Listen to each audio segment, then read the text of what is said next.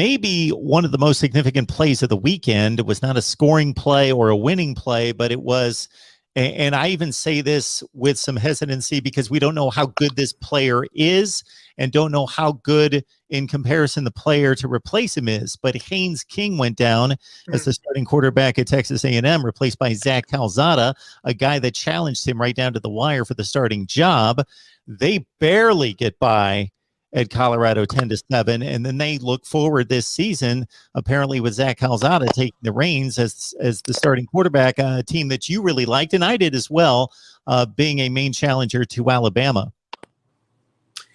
Yeah, I heard today that it looks like he's not going to be back until at least mid-October, right? Is what I had heard. So if it's right around there, I mean, they're not going to have his first game be Alabama. You're not going to do that. Especially if you haven't lost any other games, because you've still got some challenging games down the stretch, like LSU, for example, Ole Miss. It's still, a very difficult division. So I watched a lot of that game, actually, because the Iowa State game just wasn't competitive in the second half. So I watched a lot of that game. And, I mean, A&M's defense is legit. I mean, there are numerous pros. This is as physical and athletic of a defense as they probably had since the old Wrecking Crew days when they were in the old Southwest Conference, man. All right, in the late 90s.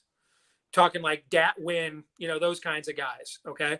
I mean, they're legit. And it's not just and where they look legit, I mean, they look like Alabama in their front.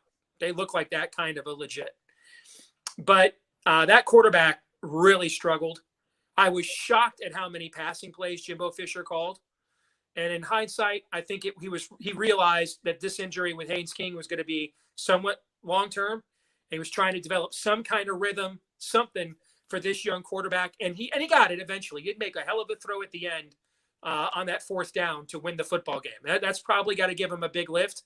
If you're A&M and just take your beating against Alabama, show up, you know what, tip your cap, hunker down, don't watch, don't look, come get your whooping that Saturday in College Station. And then you get Haynes King back. And I don't see why you couldn't still go 11-1, 10-2, provided you can hold serve except for that Alabama game. Because that defense is legit. And we are seeing, as I said earlier, a regression to the mean this year in college football, as much maybe as the current rules of college football will allow. I mean, it ain't like 1982, okay? But we are seeing a somewhat regression to the mean towards the defenses, and this is the right year for A&M to have that kind of a defense.